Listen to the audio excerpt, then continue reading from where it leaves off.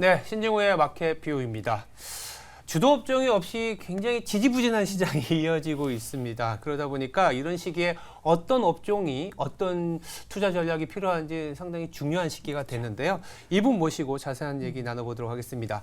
임희연 신한투자증권 수석연구원님 오셨습니다. 안녕하세요. 연구원님 어서 오십시오. 안녕하세요. 네, 오랜만에 뵙습니다. 네, 새벽으로 오셨네요. 네, 좀 약간 약간 청량감 있지 않습니까?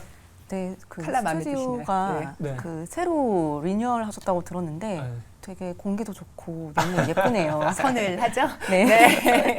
알겠습니다. 이제 연구원님은 이제 금융을 담당하고 계시기 때문에 최근이라고 하면 좀 그렇지만 올해 내내 사실 금융주가 주도 업종은 아니었습니다. 주도 업종은 아니었는데 여러 가지 이유가 있었겠지만 저 개인적으로 좀 규제도 좀 있었다는 생각이 들거든요. 근데 최근에 약간 배당이 좀 높아서 그런지 관심들이 조금씩 높아지고 있어요. 약간 추워져서 그런가 이런 느낌도 있고 여느 때보다도 이 어떤 그 배당주와 관련된 관심이 높아졌고 시장이 좀 지지부진해서 그런지 몰라도 그러다 보니까 은행과 보험에 대한 투자 관심도 높아지고 있습니다. 그 이유가 좀 있을 것 같습니다. 네, 사실 이렇게 좀 그 고배당주에 대한 관심이 높아질 때에는 아무래도 증시 불확실성이 좀 커지는 구간이지 않을까라는 생각이 들어요. 앞전 코너에서 이제 말씀 주셨지만 연준의 이제 그 긴축 종료 시점, 이제 통화 정책 스탠스에 대한 우려가 사실 아직 여전히 남아 있는 가운데 지금 상반기는 사실 이제 실적 발표가 이미 다 끝났고 지금부터는 연간 이익이 어느 정도 나올지에 대해서 어느 정도 윤곽이 보이고 있고 그렇기 때문에 연말 배당에 대해서도 사실상 어느 정도는 우리가 충분히 예측 가능한 시점까지 왔다고 생각이 듭니다. 그렇기 때문에 이제 뭐 연말 배당 수익률에 대해서 사실상 관심이 많이 높아지기 시작했고 그래서 그동안 우리가 일반적으로 고배당주라고 일컬어지던 금융주들 혹은 그동안 저평가되었었던 종목들에 대해서 상대적으로 좀 관심이 높아지고 있는 그런 시점이라고 보고 있습니다. 사실상 이게 굉장히 좀 방어적인 그런 이제 투자자들의 스탠스가 좀 반영이 되는 게 아닌가 싶은데 결국에는 이제 안정적인 그런 투자처들을 찾고자 하는 그런 시장 투자자들의 참여자들의 그런 이제 플로우가 최근에 증시에 반영되고 있는 것으로 판단하고 있습니다. 네, 지금 뭐 금융 섹터들 두루두루 나타나고도 있고 또 특히 은행주에서 지금 말씀하셨던 고배당에 대한 기대들도 많은 것 같습니다. 보험주 이야기를 잠깐 해볼까 하는데요. 이번에 이제 새로 도입된 회계 기준이죠. IFRS 17 도입으로 해서 역대급 순이익 기록한 바 있죠. 근데 또 배당 가능 이익을 산출하는 방법이 좀 바뀌어가지고 배당 재원 급감 우려도 제기되고 있거든요. 좀 어떻게 보십니까? 주주 환원 정책이 좀 지연되는 그럴 가능성에 대해서는 어떤 말씀해 주실 수 있을까요? 네, 이게 사실 좀 어려운 내용이에요. 네. 좀 어려워요. 네, 아침부터 말씀드리기가 좀 복잡하기는 한데 조금 이제 정리해서 말씀을 드리면은 그 상법상 배당 가능 이익이라는 게 있어요. 보통 우리가 배당이라고 했었을 때에는 올해 순이익을 얼마나 이제 일으켜서 그 중에서 몇 퍼센트를 주주들에게 환원을 하느냐를 가지고 배당을 보통 논하시는데 이 배당을 이제 결정할 때에는 올해 얼마를 벌었느냐도 중요하지만 그동안 우리가 얼마나 벌어서 창고에다 쌓아놨느냐도 굉장히 중요합니다. 맞습니다. 그게 바로 상법상 배당 가능 이익이 되는 거고요. 근데 이제 지금 상법상 배당 가능 이익은 보통 우리가 자본 총계에서 자본금을 제외하고 뭐 자본 잉여금도 제외하고 몇 가지 차감 항목을 제외해서 산정을 하는데 그 중에 하나가 미실현 이익입니다. 그러니까 이제 회계적으로 미실현 이익은 배당 재원에서 활용을 할 수가 없어요. 그런데 보험사들은 이번에 IFRS 17이 적용이 되면서 미실현 이익이 굉장히 커졌어요. 그러다 보니까 우리가 그동안에 창고에 쌓아놨다고 생각했었던 배당 재원들이 굉장히 많이 사라지게 되고 뭐 좀 이제 다른 말로 앵꼬 났다고 하죠. 거의 뭐 바닥이 보이고 있으니까 과연 이번에 이익이 잘 나왔을 때에 배당을 할 수 있을까에 대한 이제 고민을 사실 하고 있는 시점이에요. 그렇기 때문에 지금 최근에 언론에서도 많이 다뤄지고는 있는데 상법상 배당 가능 이익을 산정할 때 미실현 이익을 차감을 한다면 마찬가지로 미실현 손실도 차감을 해줘야 두 개가 상계 처리가 되면서 배당 가능 이익이 확보되지 않겠느냐. 그래서 지금 이러한 내용을 가지고 상법 개정을 추진을 하고 있습니다. 근데 이제 추진을 하는 거지 네. 현재로서는 미실현 이익 같은 경우에는 차감하게 배당 되고. 가능 이익이 네네. 배당 가능 그 이익이 아니라는 거죠. 맞습니다. 예. 그래서 어떻게 보면 지금 올해 사실은 이게 보험주는 획기적인 이슈가 좀 있었거든요. 네. 갑자기 순이익이 너무 잘 나오고 막 이런 근데 주가가 반응을 할 거니 안 할 거니 이런 느낌도 있었고 이 이슈 이후에 그러면 나오는 순이익은 과연 정말 괜찮은 이익인지에 대한 불안감이 있었는데 그러다 보니까 예전에는 뭐 보험주 항상 어려웠지만 네. 예전에는 그래도 금리만 보면서 금리를 본다라는 것도 어렵긴 하지만 금리를 보면서 투자를 많이 했었거든요. 맞아요. 이제는 그것도 참 안 돼요. 그래서 이 보험주 어떻게 이제 투자 포인트 잡아가야 될지 참 어렵습니다. 저도 어려워요. 그러니까요. 미실현 이익이라 이게, 하면 좀 어려워서, 그러니까 시가 평가가 될 수 있는 뭐 금융 상품이라든지 이런 부분들에 대한 이익을 이제는 쳐주지 않겠다라고 하는 건가? 그것을 차감 항목으로 빼겠다는 그런 이야기일까요? 평가 이제 뭐 평가 이익에 대한 부분도 있겠지만 지금 IFRS 17에서 가장 핵심적인 내용은 그 동안에 이제 우리가 현금주의로 손익을 계산을 했다면은 앞으로는 발생주의로 손익을 계산을 하게 되는 네. 거예요. 근데 이 발생주의 회계에서는 미실현 이익과 미실현 손실이 동시에 발생할 수밖에 없습니다. 그러한 부분이 사실상 이제 크게 영향을 줬다라고 보시면 되실 것 같아요. 그래서 이제 뭐 보험주 그럼 앞으로 어떻게 봐야 되느냐? 그렇죠.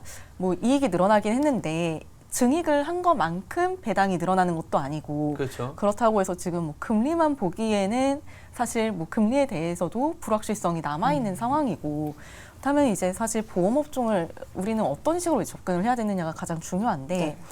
뭐 사실 지금 현재로서는 이게 회계 기준이 새로 올해 초부터 도입이 되기는 했지만 새로운 회계 기준 하에서 그 펀더멘털을 제대로 분석할 수 있는 충분한 데이터가 아직은 주어지지가 그쵸. 않았습니다.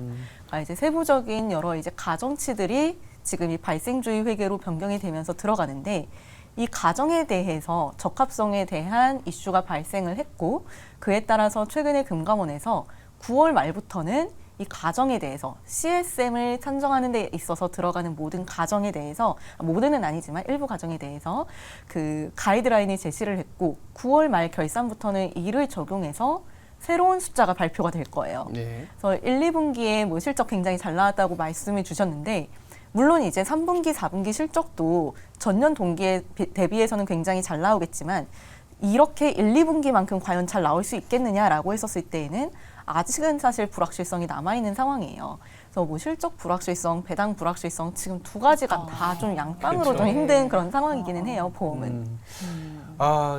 저도 사실은 내용을 보험 뭐 네. 자주 보긴 하는데 저도 듣기가 좀 어려운데 시청자분들은 더 네. 어려울 것 같습니다.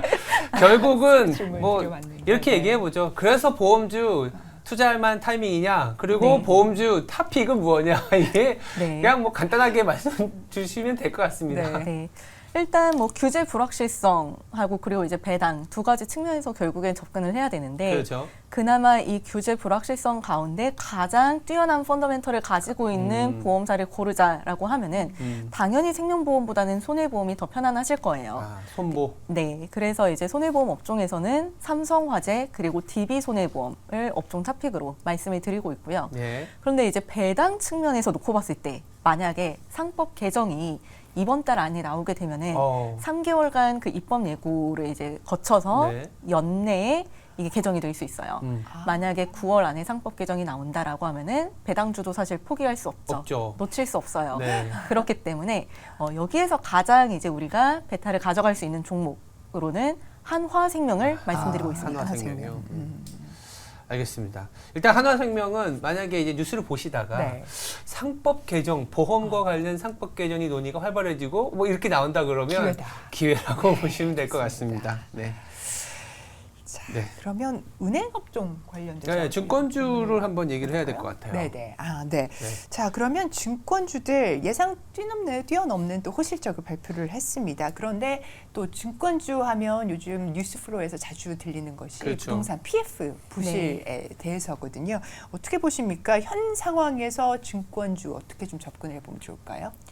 사실 쉽지 않아요. 그러니까 이제 뭐 계속 아침부터 쉽지 않습니다. 말씀드려서 너무 계속 제가 어려운 내용들만 계속 나옵니다. 네. 이게 참 상황이 어려워요. 네. 증권사들도 지금 굉장히 좀 이제 상황이 어려운 게 말씀 주셨던 부동산 PF 쪽 우려가 아직은 남아있는 상황이에요. 다만 그나마 긍정적인 부분은 작년 말부터 해서 증권사들이 충당금을 굉장히 많이 쌓아왔어요. 그런데 이 충당금 흐름이 작년 4분기보다 올해 1분기가 줄었고 1분기보다 2분기가 적립금액이 또 줄었어요. 그러니까 이미 충분히 어느 정도는 대비를 해놓은 상황이지 않을까라고는 예상이 되지만 다만 문제는 이 시장이 언제 어떻게 또 이제 변동성이 터질지 그리고 어떤 회사가 어떠한 이제 포트폴리오를 가지고 있는지 이거를 저희가 시장에서는 구체적으로 알기 어려운 한계가 있습니다. 그렇기 때문에 어느 시점에 어느 규모의 충당금 추가 적립이 있을지 알 수가 없는 점은 굉장히 큰 불확실성이에요. 다만 최근에 거래 대금이 굉장히 많이 늘어났죠. 맞아요. 이제 뭐 하루에 그 거래 대금이 60조 원까지도 나오기도 네네. 했고 최근 들어서는 20조 원 후반대를 여전히 유지를 하고 있는데 이런 관점에서는 사실상 이제 브로커리지 쪽은 여전히 좋다라고 보셔도 되실 것 같아요. 다만 이제 그 운용 부문, 그러니까 보통 이제 증권사들도 채권 쪽에 대한 그쵸. 익스포저가 큰데 금리 변동성에 따라서 이쪽에서도 이제 평가 이익이 나느냐, 평가 손실이 나느냐 이 부분 또한 이제 지켜보셔야 되는데 지금은 사실 저희가 모멘텀으로 볼 만한 거는 브로커리지밖에 없습니다. 그리고 여기에서 추가적으로 더 가져가겠다라고 하면은 그 부동산 PF 관련된 우려가 너무 지금 많이 반영된 게 아니냐라는 쪽으로 또 이제 접근을 하실 수 있어요. 예를 들면은 지금 한국금융지주라는 회사는 네. 현재 PBR이 0.3배 수준에 머물러져 있는데 네. PBR 0.3배는 한국금융지주 같은 경우에는 2020년도 초에 왜 한참 코로나 터져서 우리나라 주식시장 망하는 거 아니냐 네네. 이런 우려가 있었을 때 수준의 주가 수준이에요. 지금 그 정도까지 빠졌는데 사실 주식시장은 이미 많이 반등을 해 있는 상황이고 그다음에 결국에는 부동산이 망할 거라고 우려하는 시각이 이미 지금 주가에 선반영은 되어 있지 않을까라고까지도 저희는 지금 볼 수 있는 상황이라고 저는 판단을 하고 있습니다. 이런 관점에서 지금 한국 금융 지주를 저는 좀 긍정적으로 보고 있어요. 이게 한국 금융지주가 사실은 PF나 이런 부동산 익스포저가 많기 때문에 소위 말하는 이제 밸류에이션이 굉장히 낮은 수준에서 네. 거래되는 건 맞는데 일각에서는 이런 얘기도 좀 있어요. 내년 총선 이후에는 PF가 터진다. 이런 얘기들도 있는데 혹시 들어보셨나요? 그런 소문 사실 많죠. 네. 뭐 이제 그 9월 뭐 위기설도 위기설도 있고. 있고, 뭐 내년 뭐 총선 이후에 터질 거다 뭐 이러는데 사실 그거는 저희가 예측을 할 수가 없는 범위인 것 같아요. 뭐 제가 부동산 담당이 아니라 근데 이제 뭐 그러한 부분을 제가 아직까지는 말씀드리기에는 좀 어려운 시점인 것 같습니다. 저희가 앞서서 나스닥 상장에 대한 이야기를 사실 좀 짚었는데 그 IB 사업 중에 공모주 관련된 부분들 아니면 M&A, 중개 IB 쪽은 작년에 비해서는 어떻게 좀 살아나고 있나요? 뭐 올해보다 사실 내년이 더 좋을 걸로 보고 있기는 해요. 네. 그러니까 이제 그 원래 올해 이제 조달하려고 했었던 수요가 내년으로 사실 이연된 게 있었어요. 올해는 뭐 금리가 내려갈 거다. 이런 이제 그 시각들이 있었기 때문에 그러한 부분들이 이제 내년으로 이연되면서 사실 올해보다 내년으로 갈수록 계속 더 좋아질 걸로 저희는 기대를 하고 있습니다. 근데 이제 내년에는 이제 금리를 좀 내릴 수도 있고 그렇게 되면 증권사 입장에서는 IPO나 말씀하셨던 IB 쪽에선 기업금융이라고 하거든요. 그쪽은 수익이 좋아질 수 있는데 한편으로는 이제 채권 평가 이익은 좋아지지만 브로커리지가 안 좋아질 수 있지 않을까. 네. 굉장히 지금은 브로커리지만 좋고 매매 수수료만 좋고 IB나 채권 쪽 프랍은 별로인데 내년에는 금리가 좀 내려가 그러면 기업금융 쪽이나 이런 쪽인데 브로커리지가 안 좋다 했을 때 증권주가 정말 이게 투자할 만한 타이밍이냐 이게 좀 그래서 굉장히 저평가되어 있는 우량주를 보자 이렇게 말씀하신 것 같기도 하거든요. 그렇죠. 그래서 사실 결국에 이제 그런 관점에서 놓고 봤었을 때에는 증권사의 본질 혹은 추후에 이제 펀더멘털 개선 요인을 비즈니스 측면에서 놓고 봤었을 때 수수료를 받는 피 비즈니스 쪽으로 볼 것이냐 아니면은 자기 자본을 직접 투자해서 운용하는 말씀하신 뭐 그런 채권 운용이나 IB 쪽 이런 쪽을 중점적으로 볼 것이냐 거기에서의 이제 갈림길인 것 같아요. 보통 피 비즈니스라고 하면은 주식시장 변동성에 그래도 이제 연동이 덜 되고 안정적으로 꾸준히 가져가는 이익인 거고 그리고 이 북 비즈니스라고 하면은 매크로 환경에 그래도 좀 이제 연동이 되는 건데 사실 피 비즈니스만으로는 중장기적으로 성장하기는 한계가 있어요. 그렇죠. 우리나라에서 사실 수수료 받는 비즈니스 갖고서 돈 버는 데가 얼마나 있어요. 그렇죠. 그래서 결국에는 저는 이제 중장기적으로는 북 비즈니스 쪽으로 가야 된다라고 보고 있고요. 그렇다면 사실 뭐 금리가 내려갔었을 때 증권주에게 크게 나쁘지는 않을 것 같습니다. 그렇다면 이제 마지막 질문으로 뭐 보험과 증권을 담당하고 계시잖아요. 현 시점에서 만약에 투자 전략을 갖고 간다면 보험이냐 증권이냐 그리고 그 중에서도 탑픽 아까 뭐 DB도 말씀해 주셨고 네. 하나생명도 말씀해 주셨는데 뭐 어떻게 가능할까요? 이거 굉장히 좀 트리키한데요. 저는 일단 지금 뭐 단기적으로 놓고 네. 보자라고 했었을 때 9월 중에는 증권업종이 9월에는 조금 더 증권. 편안하실 것 같아요. 네. 어쨌든 3분기 실적 컨센서스는 계속 올라갈 수밖에 없는 환경이라고 저는 지금 판단을 하고 있고요. 네. 증권주는 사실 항상 말씀드리는 거지만 이거는 그 사놓고서 묻어놓는 업종이 아닙니다. 네. 이거는 트레이딩. 트레이딩 굉장히 영역이다. 적극적인 트레이딩이 네. 필요한 샀다 기업이죠. 팔았다 샀다 팔았다 해야지. 전문용어로 사팔이라고 하나요? 사팔. 근데 이제 증권업종은 기본적으로 맞아요. 굉장히 적극적인 이제 매매가 필요한 그런 업종이고 그 보험업종 같은 경우에는 상대적으로 좀 더 이제 가치주적인 측면이 있습니다. 근데 이제 지금처럼 불확실성이 가장 극대화됐을 때 배당에 대해서도 알 수 없고 그리고 이제 뭐 규제에 대해서도 지속적으로 지금 불확실성이 큰 상황에서는 사실 가장 어두울 때 담아놓는 것이 조금 이제 좋으실 수 있어요. 근데 이 불확실성이 조금 더 장기화될 수 있으니까 일단은 증권주로 단기적으로 트레이딩을 하시고 보험주는 계속 째려보다가 네. 뭐 9월 말 이전에 상법 개정이 만약에 나오게 된다면은 그때쯤 해서 매매를 하셔도 좋지 않을까 싶습니다. 아, 증권은 직구준 그러면 질문을 좀 다시 한번 드려볼까요? 어떤 그러면 거요? 앞서서 네. 지금 뭐 삼성화재도 말씀해 주셨고 DB 손해보험도 얘기를 해주셨고 하나생명까지 얘기가 나왔습니다.